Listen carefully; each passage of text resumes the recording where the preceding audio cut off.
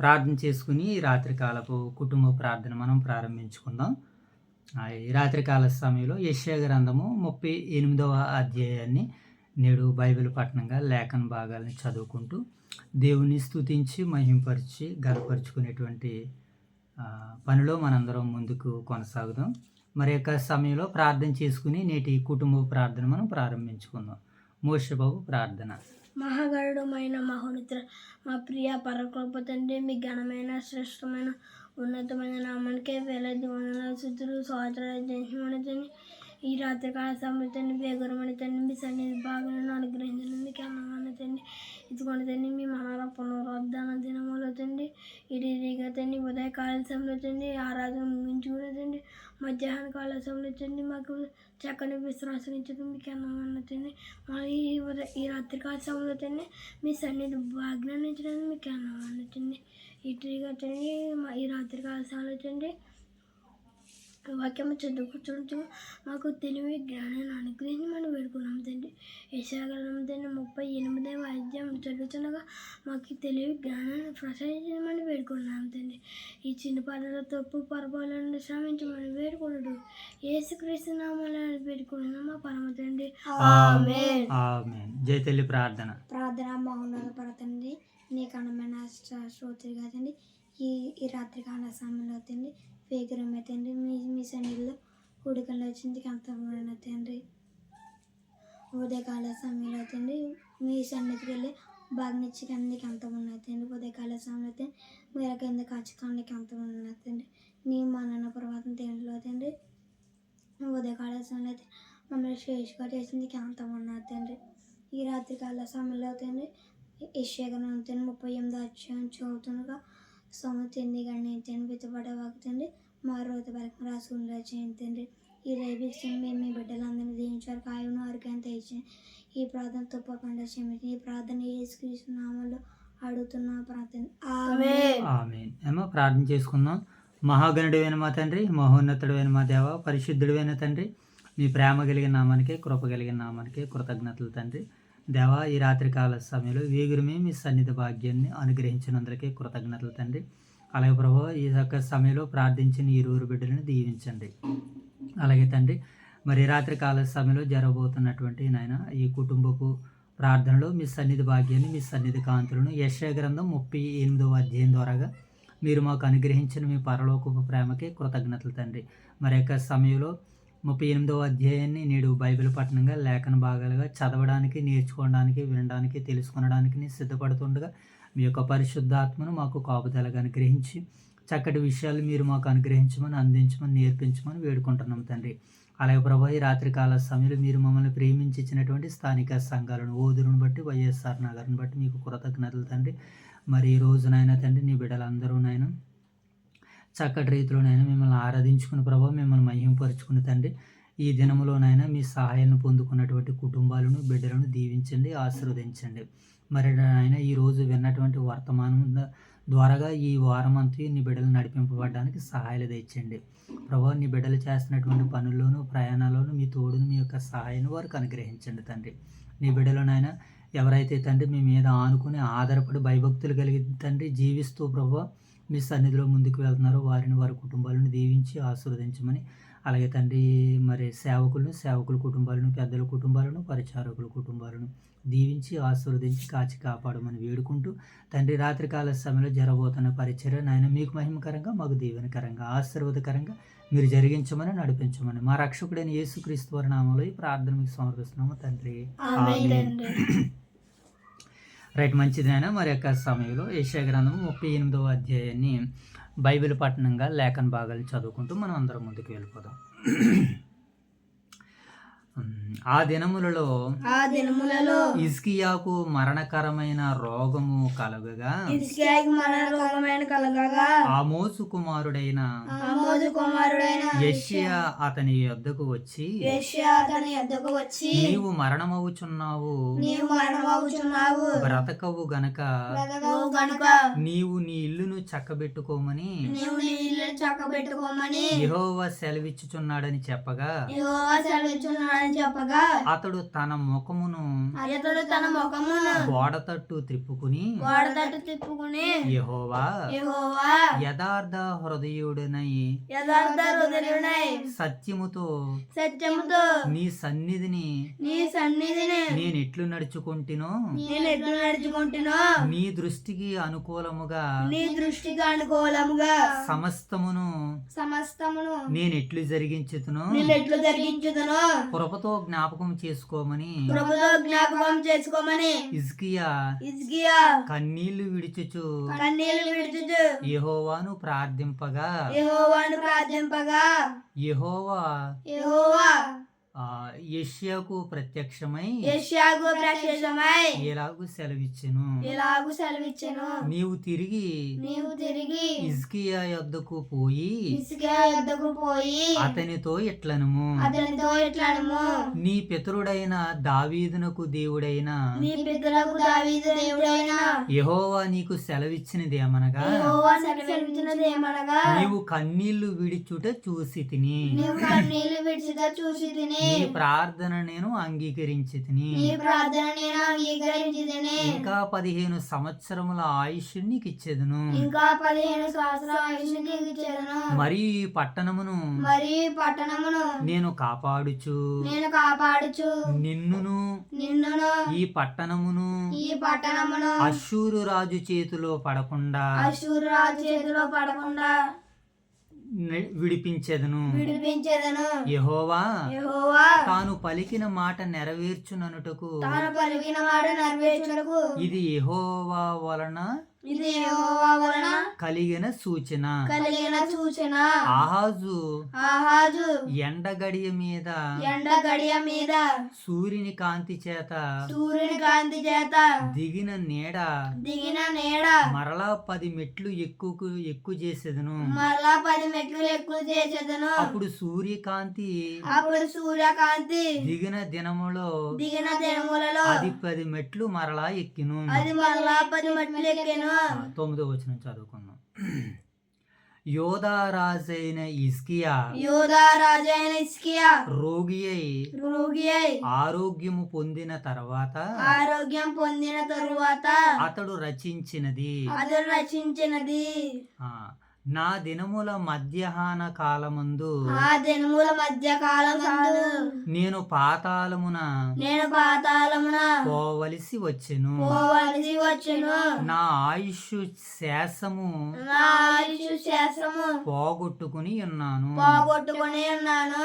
యెహోవాను యెహోవాను సజీవుల దేశమున సజీవుల దేశమున యెహోవాను చూడకపోదును యెహోవాను చూడకపోదును మృతులు ముతులు లోక నివాసులై లోక నివాసులై ఇకను ఇకను మనుషులను మనుషులను కాకపోదురని వేడుకొంటిని కాకపోదురని ఏడుకుంటేనే నా నివాసము పిరికివేయబడెను నా నివాసం పిరికి వేయబడెను గొర్రెల కాపరి గుడిసెవలే గొర్రెల కాపరి విడిసవలే అది నా యొద్ద నుండి ఎత్తుకొని పోబడును అది నా యొద్ద నుండి ఎత్తుకోబోడును వేయువాడు వేయవాడు తన పనిని చుట్టుకొనున్నట్లు చుట్టుకొనున్నట్లు నా జీవము ముగిసి ఉన్నది నా జీవం ముగిసి ఉన్నది ఆయన నన్ను బెద్ద నుండి కత్తిరించుచున్నాడు కత్తిరించుచున్నాడు ఒక దినములోగా నీవు నన్ను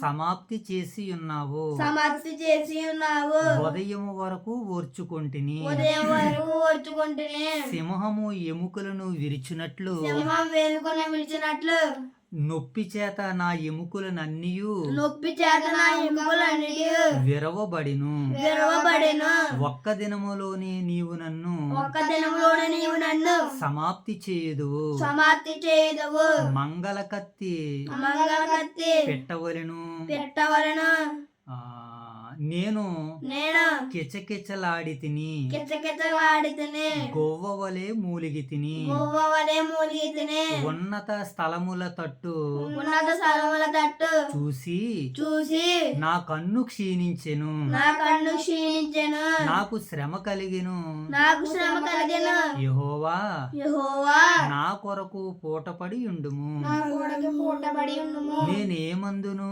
నేనేమందును ఆయన నాకు మాట ఇచ్చెను, ఆయన నాకు మాట ఇచ్చెను, ఆయనే నెరవేర్చెను. ఆయనే నెరవేర్చెను. నాకు కలిగిన వాక్కులను బట్టి నాకు కలిగిన వాక్యమును బట్టి నాకు కలిగిన వ్యాకుల్యమును బట్టి వాక్యములను బట్టి నా సంవత్సరములన్నీ నా సంవత్సరములన్నీ నేను మెల్లగా నడుచుకొందును. నేను మెల్లగా నడుచుకొందును. ప్రభువా ప్రభువా వీటి వలన మనుషులు జీవించెదరు, వీటి వలన మనుషులు జీవించెదరు, వీటి వలననే వీటి వలననే నా ఆత్మ జీవింపజేయుచున్నది. నా ఆత్మ జీవింపజేయుచున్నది.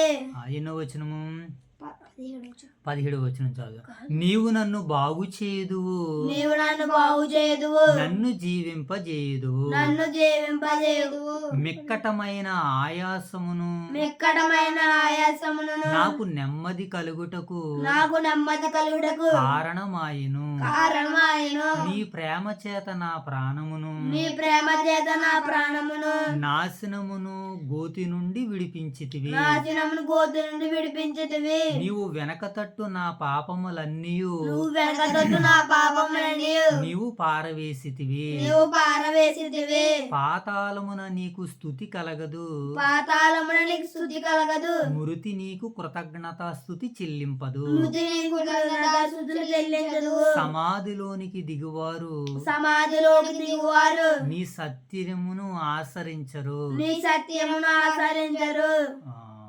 సజీవులు సజీవులే కదా, సజీవులు సజీవులే కదా, నిన్ను స్తుతించెదరు. నిన్ను స్తుతించెదరు. ఈ దినమున నేను ఈ దినమున నేను సజీవుడినై సజీవుడనై నిన్ను స్తుతించుచున్నాను. నిన్ను స్తుతించుచున్నాను.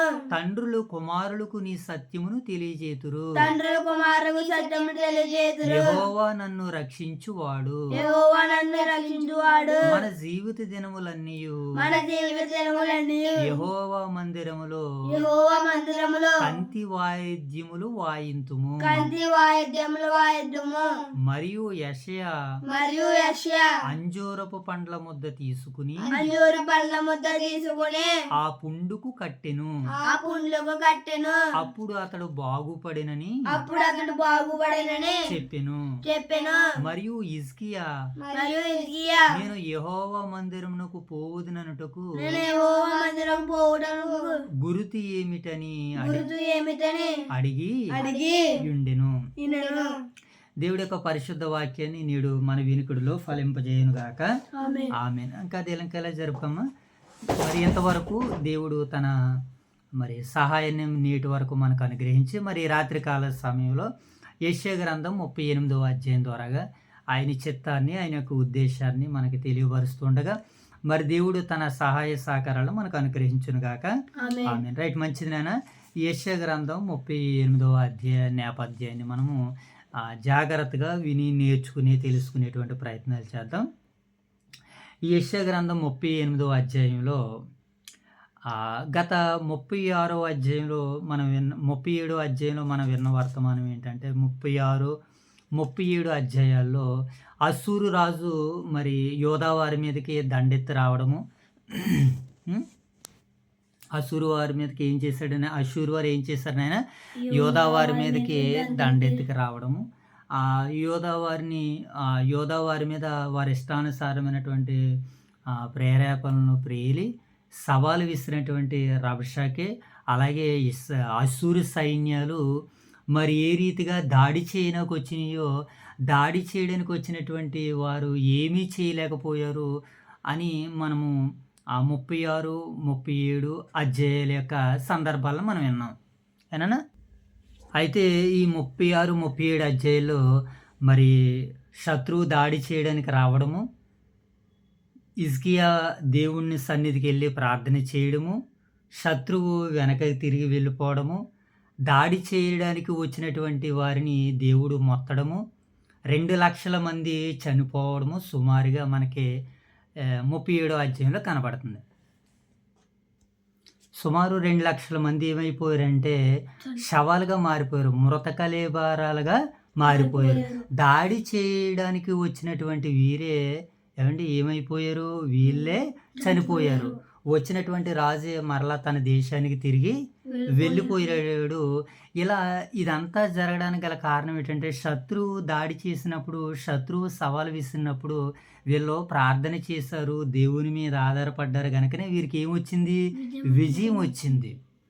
అలా విజయం వచ్చినటువంటి తదుపరి కాలంలోనే, తదుపరి సమయంలోనే ఇప్పుడు హిజ్కియాకి మరణకరమైనటువంటి రోగం వచ్చింది. ఇప్పుడు 38వ అధ్యాయ నేపథ్యాన్ని మనం ఆలోచించేస్తున్నాం.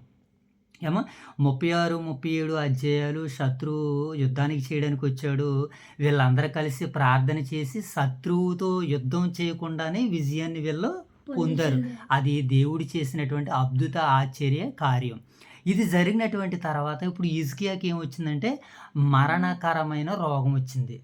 ఏమొచ్చిందమ్మా? మరణకరమైనటువంటి రోగం వచ్చింది. సుమారు ఆయనకు ఒక 40 సంవత్సరాల వయసులో ఆయనకి ఏమి వచ్చిందనంటే మరణకరమైనటువంటి రోగం వచ్చింది. రోగం అంటే ఇంకా ఆ రోగంతో ఆయనకి ఏమి వచ్చేసింది, ఇంకా చనిపోయేంత స్టేజ్కి వచ్చేసాడు. చనిపోయినంత స్టేజ్కి వచ్చేసాడు. అదే మాట మనకు కనపడుతుంది చూడండి. ఆ కాలమందు హిజ్కియాకు మరణకరమైన రోగము కలగగా, ఇప్పుడు ఏం వచ్చింది ఆయనకి? మరణకరమైనటువంటి రోగం వచ్చింది. అంటే కొన్ని రోగాలు నయమయ్యే రోగాలు ఉన్నాయి, కొన్ని నయము కాని రోగాలు ఉన్నాయి. ఇప్పుడనుకో హాస్పిటల్స్ అభివృద్ధి టెక్నాలజీ పొందింది కనుక ఏ రోగమన్నా వస్తే ముందుగా దాన్ని కనుగొని టెస్టులన్నీ చేయించుకుని మనుషులు జాగ్రత్త పడుతున్నారు. ఈరోజు ఉదయకాల సమయంలో మనం ఎన్ని రకాలుగా ఆరోగ్యపరంగా ఎంత వైద్యుల దగ్గరికి వెళ్ళి ఎంత సమయాన్ని కాలాన్ని మనం కేటాయించాం. ఈరోజు మన సగం టైం అంతా కూడా అక్కడే గడిపాం. ఎందుకని?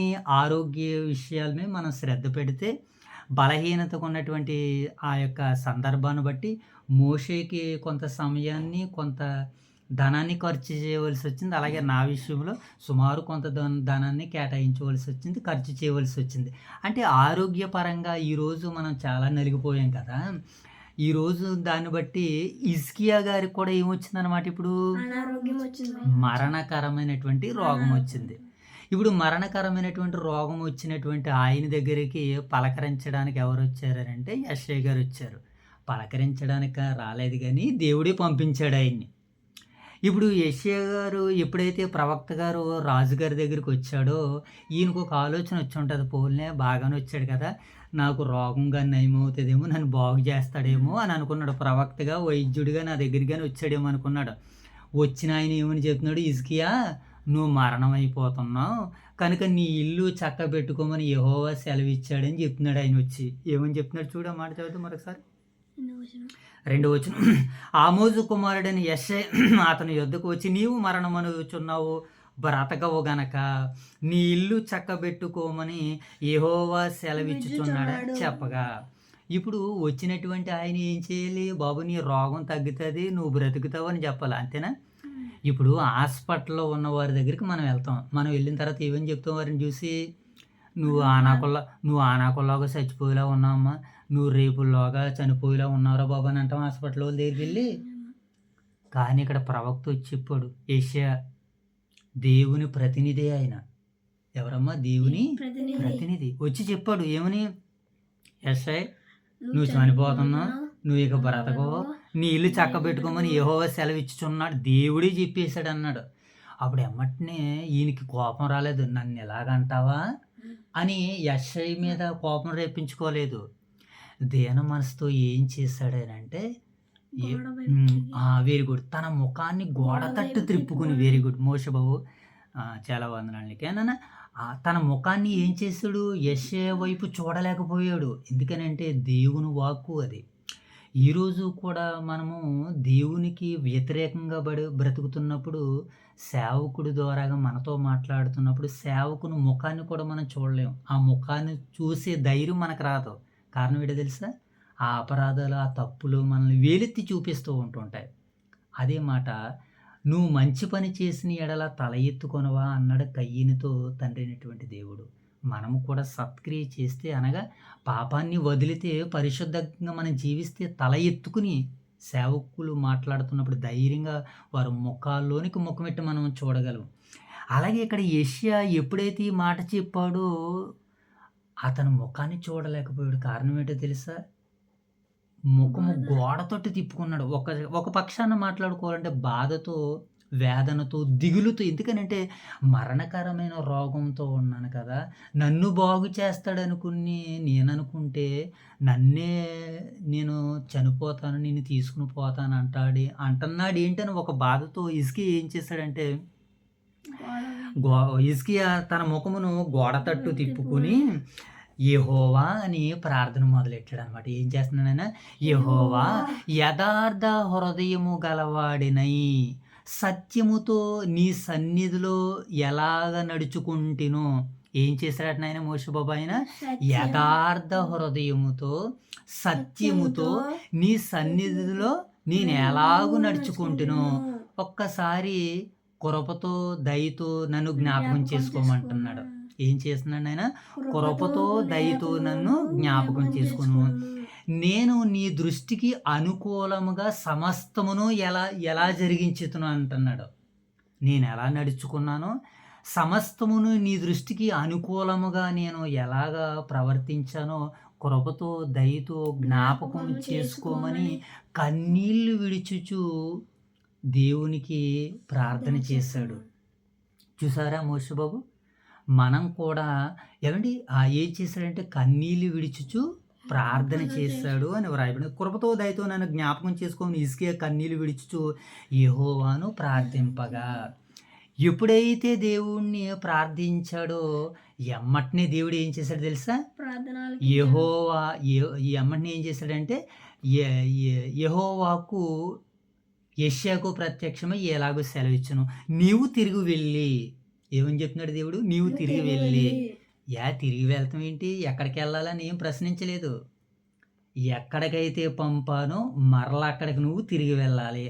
ఇదేంటి, ఇందాకేమో కదా పంపాడు దేవుడు, నేను ఆయన చెప్పమని చెప్పేసాను కదా, మరలా ఇప్పుడు తిరిగి వెళ్ళమంటున్నాడు ఏంటనంటే, అవును, దేవుడు ఏది చెప్తే అదే చేశారు ప్రవక్తలు. ప్రవక్తల కంటే మనం గొప్పవారమా? వారు చేసినప్పుడు మనము చేయలేమా? మనము కూడా చెయ్యాలని దేవుడు చెప్పడానికి యెషయాకి మరలా దేవుని వాక్కు ప్రత్యక్షమై అతనికి ప్రత్యక్షం ఏమని సెలవిస్తున్నాడో చదువుదాం చూడండి అన్నమాట. యెహోవాకు యెషయాకు ప్రత్యక్షం ఇలాగ సెలవిచ్చును, నీవు తిరిగి హిజ్కియా యొద్దకు పోయి. ఎక్కడికి వెళ్ళిపోమంటున్నాడు? నీవు తిరిగి హిజ్కియా యొద్దకు పోయి. కారణం ఏంటి? ఇంతకే కదా ప్రభువా వెళ్ళొచ్చాను, మరలా వెళ్ళాలంటే, అవును మరలా వెళ్ళాలి, వెళ్ళు. నువ్వు హిజ్కియా వద్దకు తిరిగిపోయి అతనితో ఇట్లనము, నీవు కన్నీళ్లు విడిచుట చూసి తిని నీ ప్రార్థన నేను అంగీకరించి తిని అని అంటున్నాడు. అంటే కన్నీళ్లు విడవడం చూశాడట, అతని ప్రార్థన కూడా అంగీకరించాడట. అంటే దేవుడు ఎంత చక్కగా అతని కన్నీళ్లు విడవడము ప్రార్థన చేయడము చూసారో చూడండి.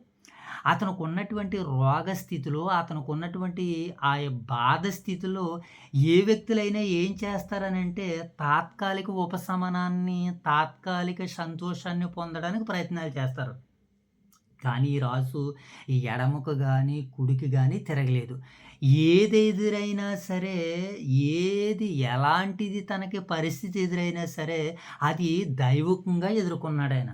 ఎలా ఎదుర్కొన్నాడు మోషే బాబు? ఆయన దైవికంగా ఎదుర్కొన్నాడు. కనుకనే ఏం జరిగింది అంటే ప్రవక్త వచ్చేసి మరలా ఈయన దగ్గరికి వచ్చి ఏమని చెప్తున్నాడంటే, నీవు కన్నీళ్లు విడిచుట నీ ప్రార్థన నేను అంగీకరించేదని. అవును, దేవుడు ఈరోజు మన ప్రార్థనలు అంగీకరించాలంటే, మన కన్నీళ్ళు ఆయన చూడాలనంటే, మన ప్రార్థన ఎలా ఉండాలనంటే, మనము బ్రతుకును బట్టి మనము కన్నీళ్ళు విడవాలి. ఏమండి, మనం బ్రతుకు తీరుని బట్టి, అంటే నేను యథార్థ హృదయుడినై సత్యముతో సమస్తమును నీ దృష్టికి నేను ఎలా నడిచానో ప్రభు అని కన్నీళ్ళు విడిచాడు ఆయన. ఇంతగా నేను నీ కొరకు బ్రతుకుతున్నటువంటి నన్ను నువ్వు తీసుకుని వెళ్ళిపోవడము, నేను మరణం అయిపోవడం, ఇది నాకు చింతగా ఉంది, బాధగా ఉందని అతను బ్రతుకు దేవుని సన్నిధిలో కన్నీళ్లు కార్చేటట్టుగా చేసింది. ఈరోజు కూడా మన వాళ్ళు కూడా కన్నీటి ప్రార్థన చేస్తారు. దేని కొరకు చేయలేదు తెలుసా? కన్నీటి ప్రార్థన. ఈరోజు నశించిపోతున్న ఆత్మల కొరకు కన్నీరు ప్రార్థన చేయాలి. ఉపవాస ప్రార్థనలు చేయాలి. ఏవండి ఇదేది ఉండదు. మన మీదకి కష్టాలొస్తాయి. మన మీదకి నష్టాలొస్తాయి. దాన్ని బట్టి నువ్వు కన్నీరు కారిస్తే ఆ కన్నీరు చూడడు దేవుడు.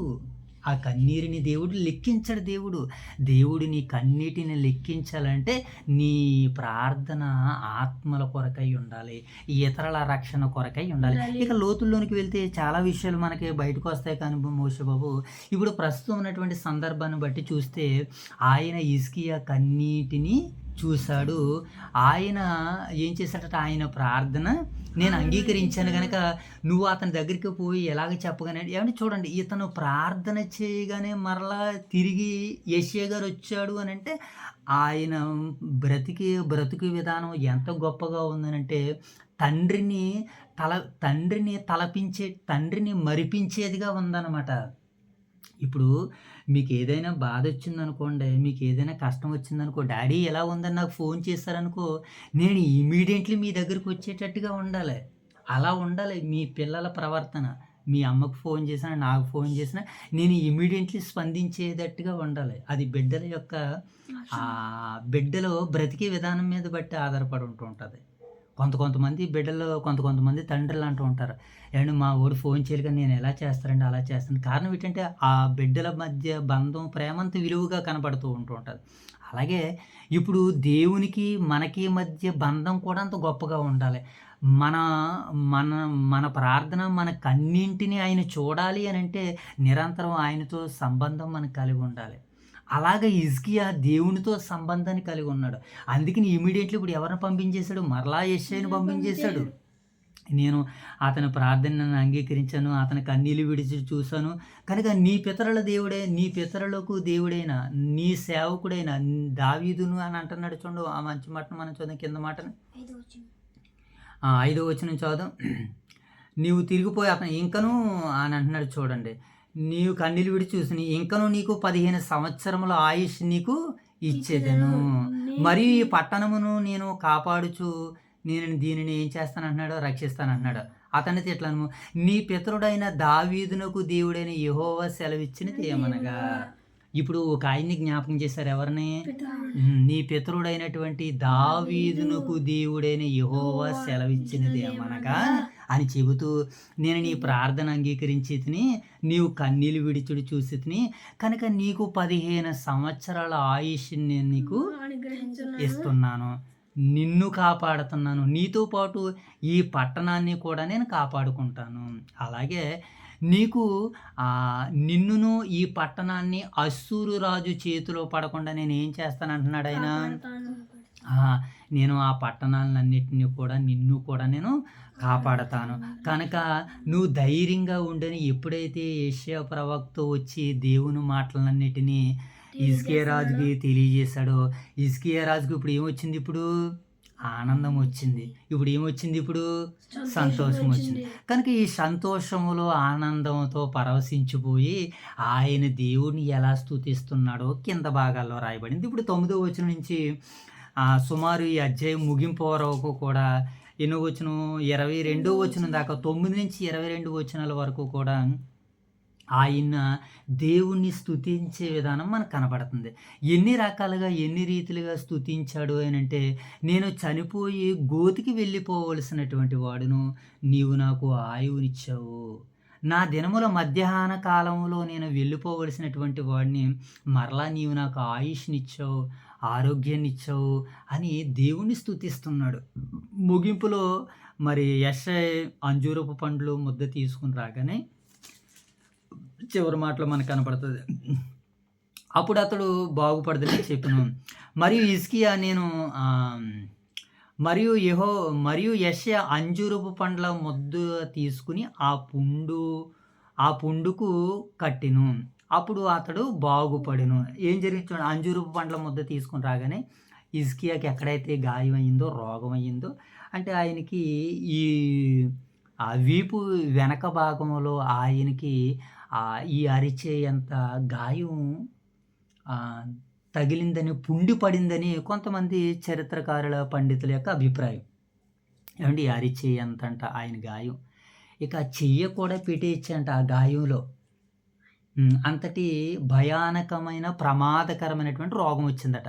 ఆ రోగం తగ్గడానికి, కట్టడానికి అంజూరపు పండ్ల ముద్ద తెచ్చి, ఆ రోగం మీద వేసి కట్టినటువంటి తర్వాత మరలా అతను బాగుపడి స్వస్థత పడినట్లు కనబడుతుంది. కనుక ఎప్పుడైతే ఇన్ని రకాల దీవెనలు ఆయనకు అనుగ్రహించడం జరిగిందో, అప్పుడాయన దేవునిలో పరవశించిపోయి, దేవుని పక్షాన ఆయన ఏమని మాట్లాడుతున్నాడనంటే, ఆయన ఏమని సేవ చేస్తున్నాడో కింద భాగాల్లో మనకు కనపడుతుందనమాట. ఇప్పుడు ఆ కింద భాగాలు మనం చదువుకుందాం. యోధారాజైన హిజ్కియా రోగి అయి ఆరోగ్యం పొందిన తర్వాత అతడు రచించినది, నా దినముల మధ్యాహ్న కాలమునందు నేను పాతాళ ద్వారమున పోవలసి వచ్చెను. నా ఆయుష్శేషము పోగొట్టుకొని ఉన్నాను. యెహోవాను, సజీవుల దేశమున యెహోవాను చూడకపోదును. మృతుల లోక నివాసినై ఇకను మనుషులను కానకపోదునని నేను అనుకుంటుని. నా నివాసం పిరికివేయబడినని అనుకుంటుని. గొర్రెల గుడిసె వలె అది నా యొద్ద నుండి ఎత్తుకొని పోబడును. నేను ఆయనను తన పనిని చుట్టుకున్నట్లు నేనును నా జీవమును ముగించుకుందును. ఆయన నన్ను బద్ది నుండి కత్తిరించున్నాడు. ఒక్క దినములోగా నీవు నన్ను సమాప్తి చేసి ఉన్నావు. ఉదయం వరకు ఓర్చుకుంటుని. సింహము ఎముకలను విరగొట్టినట్టు నొప్పు చేత నా ఎముకలన్నీ విరబడును. ఒక దినములోనే నీవు నన్ను సమాప్తి చేయుదువు. మంగళకత్తి పెట్టవలను నేను కిచకిచలాడి తిని, గువ్వ వలె మూల్గి తిని. ఉన్నత స్థలము చుట్టూ చూసి నా కన్నులు క్షీణించిపోయిను. నాకు శ్రమ కలిగెను. యెహోవా నా కొరకు పూటబడి ఉండెము. అంటే ఇతను చెప్పుకుంటున్నాడు అనమాట. తనకి శ్రమలు, తన కష్టాలు, తన ఇబ్బందులు, తన సమస్యలు, తన రోగము, ఆ రోగం తాలూకా లక్షణాలు ఇవన్నీ పోల్చుకుంటూ, మాట్లాడుకుంటూ వస్తున్నాడు అనమాట. ఈ సందర్భాలన్నీ ఫస్ట్లో మనకు కనబడలేవు. అతడు రోగం తర్వాత, అతను స్వస్థపరచబడినటువంటి తర్వాత దేవుని సన్నిధానంలో అతనికి వచ్చినటువంటి ఆ ఇబ్బందులని, సమస్యలని చెప్పుకుంటున్నాడు అనమాట. ఏమని చెప్తున్నాడు? నాకు శ్రమ కలిగెను. యెహోవా నా కొరకు పూటబడి ఉండుము. అంటే తన రోగానికి పూటబడు అంటే ఒక రోజు వచ్చి నాకు సేవ చేయి తండ్రి అన్నట్టుగా వేడుకుంటున్నాడు అనమాట ఒక పూటకి. ఇప్పుడు నాయనమ్మ గారు బలహీనరాలు అయ్యింది. నాయనమ్మ గారిని చూడడానికి ఇప్పుడు ఎవరున్నారు? అత్తయ్య గారు, నా అమ్మమ్మ గారు, పెద్ద రాజమండ్రి నానమ్మ, భీమా నానమ్మ, వీళ్ళు వచ్చి ఒకరికొకరు ఏం చేస్తున్నారు? ఒక్కొక్క పూట, ఒక్కొక్కరు కొన్ని రోజులు ఎలాగైతే ఉంటున్నారో ఇక్కడ కూడా ఆయన కూడా అంటున్నాడు, నాకు శ్రమ కలుగును. యెహోవా నా కొరకు పూటబడి ఉండుము. నేనేమందును? ఆయన నాకు మాట ఇచ్చును, ఆయనే నెరవేర్చును. నాకు కలిగిన వ్యాకుల్యమును బట్టి నా సంవత్సరములన్నీ నేను మెల్లగా నడుచుకుందును. ఇప్పుడు ఈ ఇబ్బందుల సమస్యలో నుంచి, ఈ రోగాల నడుములో నుంచి నేను చనిపోవాలి. కానీ నన్ను సజీవుడిగా ఉంచావు అని అంటే, నాకు సంవత్సరాలు పెంచావు అని అంటే, ఇప్పుడు కృపతో జ్ఞాపకం చేసుకుంటున్నాడు అనమాట. నేనేమందును? ఆయన నాకు మాట ఇచ్చును, ఆయనే నెరవేర్చును.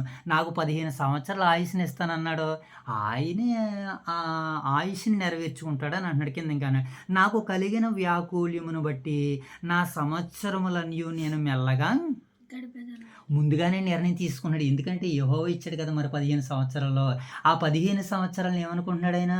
నేను మెల్లగా గడుపుతాను అని అనుకుంటున్నాడు. ఇప్పుడు మనం కూడా అంతే. అప్పుడప్పుడు చిన్నప్పుడు పిల్లలకి హాస్టల్లో ఉండేటప్పుడు చదువుకునేటప్పుడు, ఇదిగో నాయన ఈ 100 రూపాయలు ఈ నెలంతా నువ్వు వీటిని కాపాడుకోవాలి. ఈ 100 రూపాయలతోటి నువ్వు ఏం చేయాలి తెలుసా? ఈ నెల రోజులు నువ్వు చదువుకు ఉపయోగించుకోవాలని చిన్నప్పుడు తల్లిదండ్రులు ఇచ్చి మాట్లాడుతుండేటువంటి వారు. అలాగే దూర ప్రాంతాల్లో, దూరదేశాల్లో కష్టపడుతున్నటువంటి తల్లులు, తండ్రులు కూడా బిడ్డలకి కొన్ని డబ్బులు పంపిస్తూ, నానే ఈ నెలకి మీరు ఇదే సరిపెట్టుకోవాలి, దీన్నే వాడుకోవాలని చెప్పేటువంటి తల్లులు, ఉద్యోగాలు చేసే దగ్గర, వ్యాపారాలు చేసే దగ్గర మీరు నెలకి ఈ డబ్బులే వాడుకోవాలని ఎలాగైతే చెబుతారో, అలాగే ఇక్కడ ఈయన కూడా అంటున్నాడు, నాకు ఇవ్వబడినటువంటి సంవత్సరాల కాలాలు కూడా నేను ఎలాగుంటానంటే కృతజ్ఞతా భావంతో జీవిస్తానన్నటువంటి ఒక తీర్మానాన్ని తీసుకున్నాడు. ఎవరైనా? హిజ్కియా గారు. నా సంవత్సరములన్నీ నేను మెల్లగా నడుచుకుందును. ప్రభువా, వీటి వలన మనుషులు జీవించెదరు, వీటి వలననే నా ఆత్మ కూడా జీవించుచున్నది. నీవు నన్ను బాగు చేయుదువు, నన్ను జీవింపజేయుదువు. మికటమైన ఆయాసము నాకు నెమ్మది కలుగుటకు కారణమైన. మిక్కటమైన ఆయాసం ఏమైందంటే ఈయనకి నెమ్మది కలుగుటకు కారణమైంది. ఆయాసం వచ్చింది రైటే. ఆ ఆయాసం ఎందుకు వచ్చిందంటే నాకు నెమ్మది కలగజేయడానికి. నాకు బాధొచ్చింది రైటే. అది ఎందుకొరకు వచ్చింది? నిన్ను మహిమపరచడానికి అన్నట్లుగా మాట్లాడుతున్నాడు. నీ ప్రేమ చేత నా ప్రాణమును నాశనమునకు గోతి నుండి విడిపించుచున్నదట. నీ ప్రేమ చేత నా ప్రాణమును నాశనమును గోతి నుండి నన్ను విడిపించినది. నీవు వెనక తొట్టు నా పాపములన్నీయు పారవేసేసావు. నా వెనకాల ఉన్నటువంటి పాపాలన్నింటినీ ఏం చేస్తాడు అన్నాడు మోషే బాబాయన? పారవేసేతివి. పాతాళం నీకు స్తుతి కలిగించి ఇప్పుడు మాట్లాడుతున్నాడు అనమాట. పాతాళంలో నీకు స్తుతి కలగదు తండ్రి. మృతి నీకు కృతజ్ఞతాస్తుతులు చెల్లించదు. సమాధిలోనికి దిగువారు నీ సత్యాన్ని ఆచరించరు. నేను నీ సత్యం ఏంటో, నీకు స్తుతి ఏంటో నేను తెలియజేస్తాను తండ్రి అని దేవుడు తనకిచ్చినటువంటి ఆ దినాలని, ఆ సంవత్సరాలని జ్ఞాపకం చేసుకుని దేవుని మహింపరుస్తున్నాడు హిజ్కియా రాజు. సజీవులే కదా నిన్ను స్తుతిస్తారు. ఈ దినమున నేను సజీవుడినై నేను నిన్ను స్తుతించెదను. ఎంతోమంది చనిపోయారు. రోగంతో నేను చనిపోవాలి, ఇంకా నేను బ్రతుకున్నానంటే కారణం నిన్ను స్తుతించడానికే. అండ్ మనం కూడా రోగం వచ్చినా సరే, సమస్య వచ్చినా కూడా సరే దేవుని కొరకు నిలబడేవారుగా ఉండాలి. తండ్రులు కుమారులకు నీ సత్యమును తెలియజేతురు. యెహోవా నన్ను రక్షించువాడు. మన జీవిత దినములని యెహోవా మందిరంలోనే తంతువాద్యములు ఆయించాలి. నేను నా జీవితకాలం అంతా కూడా నీ సన్నిధిలోనే గడుపుతానన్నాడు. ఏమండి, తన ప్రారంభపు జీవితాన్ని అంతటినీ దేవుని సన్నిధిలోనే గడిపాడు. ఇప్పుడు శాశ్వత జీవితం, ముగింపు జీవితం కూడా ఎక్కడ గడిపేస్తానంటున్నాడు ఆయన? యెహోవా సన్నిధిలోనే నేను గడిపేస్తాను. మరియు అప్పుడు చివర్లో అన్నాడు, మరియు యేషయా అంజూరపు పండ్ల ముద్ద తీసుకుని తెచ్చినప్పుడు అతను కట్టినప్పుడు అతను మరలా బాగుపడినట్లుగా మనకి సెలవిస్తుంది. అంటే టోటల్గా ఈ అధ్యాయ నేపథ్యం ఏంటంటే, మరణకరంతో ఉన్నటువంటి హిజ్కియాకి దేవుడు మరలా ఆయువుని పెంచాడు, ఆరోగ్యాన్ని పెంచాడు. కారణం ఏంటంటే ఒకే ఒక్కటే, అతడు దేవునికి యథార్థ హృదయముతో ప్రార్థన చేశాడు. సత్యముతో ఆయన సన్నిధిలో నడుచుకున్నాడు. సమస్తమును ఆయన దృష్టికి అనుకూలంగా తన జీవిత కాలంలో, పరిపాలన కాలంలో జరిగించాడు. కనుకనే దేవుడు అతన్ని ప్రేమించి ఆ రోగం నుంచి విడిపించి మరొక 15 సంవత్సరాల ఆయుష్నిచ్చాడు. ఆ 15 సంవత్సరాల ఆయుష్ని జ్ఞాపకం చేసుకుని తను ఎన్ని కష్టాలు, బాధలు అనుభవిస్తున్నాడో వాటినన్నిటినీ వివరించుకుంటూ వచ్చి దేవుణ్ణి ఎలా మహిమపరచాలో, ఎవరు మహిమపరుస్తారో వివరించి మరి అధ్యాయాన్ని ముగించడం అనేటువంటిది మనకు కనబడుతుంది. కనుక మరి దేవుడు అందించినటువంటి ఈ మాటలు మన వినికిడిలో ఫలింపజేయాలని దేవత దేవుని వేడుకుందాం. కనుక ఒక 2-3 మాటలను రెఫరెన్స్లు మనం చదివేసుకుని ముగించేసుకుందాం. ఒకసారి 14వ వచనం చదవండి. 38వ అధ్యాయం 14వ వచనం చదువు. 38వ అధ్యాయము 14వ వచనం చదువు. ఒకసారి ఏమని రాయబడింది అక్కడ? 38, 14.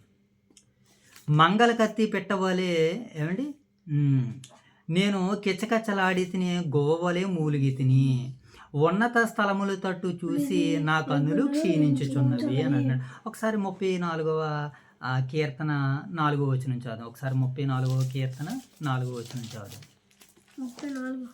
34వ కీర్తన 4వ వచనం చదువు.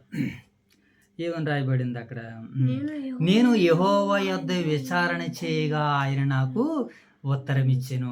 ఎవరి దగ్గర విచారణ చేశాడంటే, ఈయనకి బాధ వచ్చినప్పుడు వైద్యుల దగ్గరికి వెళ్ళలేదా? వైద్యుల దగ్గరికి వెళ్ళాడు. ఒక ఆయనకి పాదాల్లో జబ్బు పుడితే ఆసారాజు వైద్యుల్ని ఆశ్రయించలేదు ఈయన. మరి ఇతరాలని ఎవరినన్నా ఆశించాలి కదా, ఎవరిని ఆశించలేదు. ఆయనకి ఎవరి ద్వారాగా అయితే ఆయువు వచ్చిందో ఆ ఆయువు వచ్చి ఆయన దగ్గరికి వెళ్ళి విచారణ చేశాడు. అదే మాట మనకు కనబడుతుంది. నేను యెహోవా యొద్ద విచారణ చేయగా ఆయన నాకు ఉత్తరం ఇచ్చెను. నాకు కలిగిన భయములన్నిటిలో నుండి ఆయన నన్ను తప్పించెను. చూసారా ఏం చేశాడట? దేవుడు ఆయనకు కలిగినటువంటి భయములన్నిటిలో నుంచి ఆయన తప్పించాడట.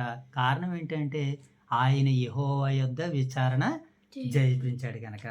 ఇంకా 18వ వచనం కూడా చదువు చూడండి. ఇదే 34:18. విరిగిన హృదయము గలవారికి యెహోవా ఆసన్నుడు.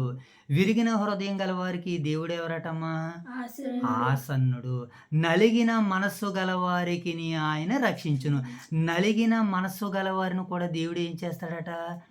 రక్షిస్తాడట. నలిగిన మనస్సు గలవారిని అందుకనే దేవుని పట్ల మనకి ఏ కష్టం వచ్చినా, ఏ కాయ వచ్చినా, ఏ ఇబ్బంది వచ్చినా, ఏ సమస్య వచ్చినా దేవుని మీద ఆనుకోవాలని ఈ హిజ్కియా గారి యొక్క హ్మ్, ఆయనకు వచ్చినటువంటి బాధల, కష్టాలను బట్టి మనకు అర్థమవుతుంది. విరిగిన హృదయము గలవారికి యెహోవా ఆసన్నుడు, నలిగిన మనస్సు గలవారిని ఆయన ఏం చేస్తాడట? రక్షిస్తాడు. దేవుడు మనల్ని రక్షించాలనంటే విరిగి నలిగిన హృదయం గలవారిని దేవుడు ఏం చేస్తాడనమాట? రక్షిస్తాడని ఇక్కడ ఈ భాగాల్లో మనకు కనబడుతుంది. అలాగే 103వ అధ్యాయము 13, 14 వచనాలు చదుదాం. 103వ అధ్యాయము 13, 14 వచనాలు చదుదాం. తండ్రి తన కుమారుల ఎడల జాలిపడినట్లు యెహోవా యందు భయభక్తులు గలవారి ఎడల ఆయన జాలిపడును. తండ్రి తన కుమారుల ఎడల జాలిపడినట్లు, తండ్రి తన కుమారులు, కుమార్తెల పట్ల జాలిపడతాడా? జాలిపడతారు. ఎందుకనంటే తన రక్తాన్ని పంచుకుని పుట్టిన బిడ్డలు గనక. అలాగే ఆత్మను పంచి పుట్టిన బిడ్డలు మనం కూడా. అలాగే ఆత్మలకు తండ్రి అయిన మనకు ఒక ఆయన ఉన్నాడు. ఆయన కూడా మనల్ని చూసి ఏం చేస్తాడనమాట? యెహోవా యందు భయభక్తులు గలవారి ఎడల ఆయన జాలిపడును. ఎందుకనంటే మనము నిర్మింపబడిన రీతి ఆయనకి తెలిసే ఉన్నది. మనము మంటివారమని ఆయన జ్ఞాపకం చేసుకుంటున్నాడు. మనం ఎలాంటి వారమని దేవుడు జ్ఞాపకం చేసుకున్నాడు అట్నైనా? మట్టివారమని. కనుక మనం ఎలా ఉండాలంటే ఆయనను మహింపరిచేవారిగా మనము ఉండాలని వాక్యం సెలవిస్తుంది. కనుక ఇదే కీర్తనల గ్రంథము 147వ అధ్యాయము 3వ వచనం కూడా చదువుదాం. 147వ అధ్యాయము 3వ వచనం. గుండె చెదిరిన వారిని ఆయన బాగు చేయవాడు. అంటే ఇప్పుడు హిజ్కియాకి ఏం చెదిరిపోయింది? గుండె చెదిరిపోయింది. అంటే ఆయనకి గుండె రోగం, హార్ట్ అటాక్ రాలేదు, కానీ ఆయనకు వచ్చినటువంటి బాధను బట్టి ఆ గుండె ఏం చేస్తుందంటే దిగులుతో, బాధతో బాధపడుతుంది. అదే అంటున్నాడు దేవుడు ఇక్కడ. గుండె చెదరని వారిని ఆయన బాగు చేయవాడు, వారి గాయములు కట్టువాడు ఆయనే. గాయం చేసేది ఆయన అన్నాడు, గాయాన్ని కట్టేది కూడా ఆయన. మరణకరమైన రోగం వచ్చింది, ఏమంటే ఆ పుండుతో బాధపడుతున్నాడు. ఆ పుండును మరలా కట్టింది కూడా ఎవరు? ఇప్పుడు దేవుడే. దేవుని నామానికి మహిమ కలుగును గాక. అలాగే మరొక భాగాన్ని చూసేసి మనం ముగించేసుకుందాం. ఇదే మన 38వ అధ్యాయము. ఒకసారి 19వ వచనం చదువుదాం. చూడండి ఆయన. 38వ అధ్యాయము 19వ వచనం చదువుదాం ఒకసారి. 38, 19. Very good. సజీవులే కదా నిన్ను స్తుతించెదరు. ఈ దినమున నేను సజీవుడనై నేను నిన్ను స్తుతించెదను అని భక్తుడు. Very good. ఇంకా అంతే, అదే మాట జ్ఞాపకం చేసుకున్నాడు. ఏంటంటే సజీవులే కదా నిన్ను స్తుతిస్తారు. మృతి నీకు స్తుతి చెల్లించదు, పాతాళం నీకు స్తుతి చెల్లించదు. నన్ను సజీవుడిగా చేసావు కదా తండ్రి, సజీవులు నిన్ను స్తుతిస్తారని మాట్లాడుతూ 78వ కీర్తన 2, 3, 4 వచనాలు చదువుదాం. కీర్తనల గ్రంథము 78వ అధ్యాయము 2, 3, 4 వచనాలు చదువుదాం. కీర్తనల గ్రంథము 72వ అధ్యాయము 2, 3, 4 వచనాలు చదువుదాం.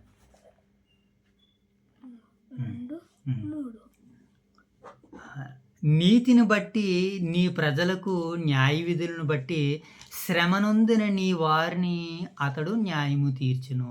నీతిని బట్టి పర్వతములను ప్రజలకు నెమ్మది పుట్టించును. ప్రజలలో శ్రమనొందిన వారికి అతడు న్యాయము తీర్చును. బేదల పిల్లలను రక్షించి బాధ పెట్టు వారిని నలగొట్టును. ఏమంటున్నాడు చూడండి దేవుడు. నీ ప్రజలకు నెమ్మది పుట్టించును. ఇప్పుడు హిజ్కియా రాజుకి ఏం కలిగింది నాయన? నెమ్మది కలిగింది.